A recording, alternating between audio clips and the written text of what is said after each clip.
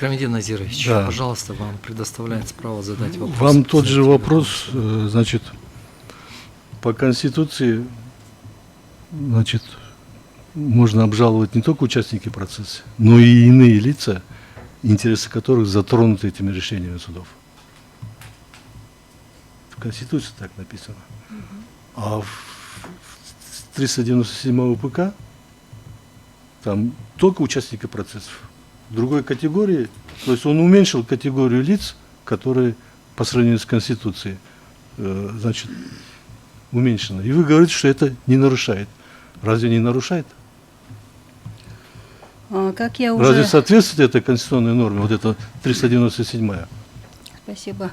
Как я уже отметила в своем выступлении, что в данной статье Конституции Кыргызской Республики, в 100-й статье, там указано, что определяется законом, и законодатель при разработке Уголовно-процессуального кодекса именно в этой статье уже определил перечень, чьи права и интересы могут быть затронуты приговором суда.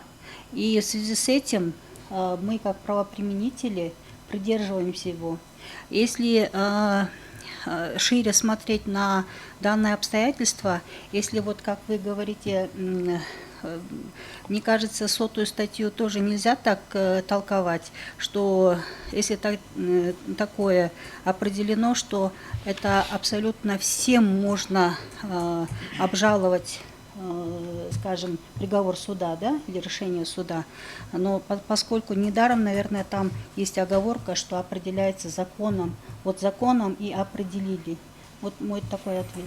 А как вы считаете, определено законом, да, как указано в Конституции, права лиц, чьи интересы, которые не являются участниками процесса, но чьи права затронуты? Вот этой категории лиц это законом определено или нет? Там же перечень идет. Нет, вот перечень идет только да. по поводу участников процесса. Да. И лиц, на которых имущественно наложен арест. А других там лиц, то есть,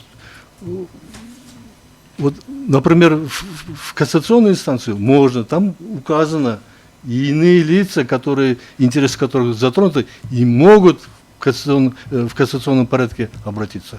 А в апелляционном нельзя. Почему такое несоответствие между... И вы к этому относитесь как бы безразлично? Ну, я к этому безразлично не отношусь, и мы, Верховный суд, безразлично не относимся. В данном случае законодатель что закладывал, когда вот в кассации именно такую норму внесли, я сейчас толковать не стала бы, но в основном... Маргарита Насыркановна, ответьте на конкретный вопрос, да? В перечне, о котором вы говорите, есть ли иные лица, чьи интересы затронуты судебным решением, приговора? Или там только участники?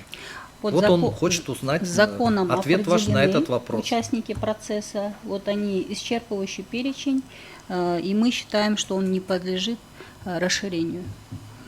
Да, мой ответ такой. Хотя я как вы относитесь к тому, что в кассационном порядке там расширение есть, а в апелляционном этого расширения нету? Несоответствие даже между кассационной нормой, что можно обжаловать в кассационном порядке и в апелляционном порядке, они даже друг другу не соответствуют. Это, наверное, вопрос уже законодателю. Я не могу толковать. Почему вы, как Верховный суд, не ставите вопрос о том, чтобы привели в соответствие УПК Конституции? Мы придерживаемся того, что в данном случае только если имущественные какие-то притязания коснулись иных лиц, только в этом случае возможно в кассационном порядке обжаловать, но сейчас я конкретно не стала бы толковать данную норму. И тем более он не является... В кассационном порядке обращаются в Верховный суд лица, не являющиеся участниками процесса, но чьи, как вы говорите, имущественные интересы были затронуты судебными приговорами. Вообще есть еще другая норма, что если дело не рассмотрено в апелляционном порядке, ну то есть это заявление этого лица, то кассационная инстанция не вправе принимать к производству. Есть тоже такая норма.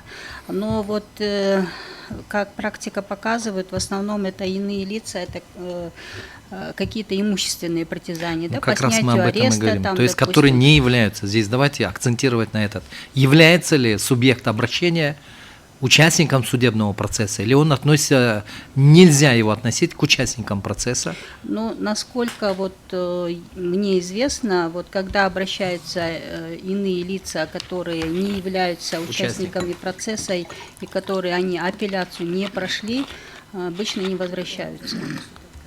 Но Отказывают, вот да? другого примера, чтобы вот приняли, я сейчас не могу вам привести. Все понятно. Еще есть вопросы у вас? Нет. Самат Хаштубекович, у вас есть вопрос? Микрофон ответьте. Вопросов нет. Про вас все время забываю. Присаживайтесь.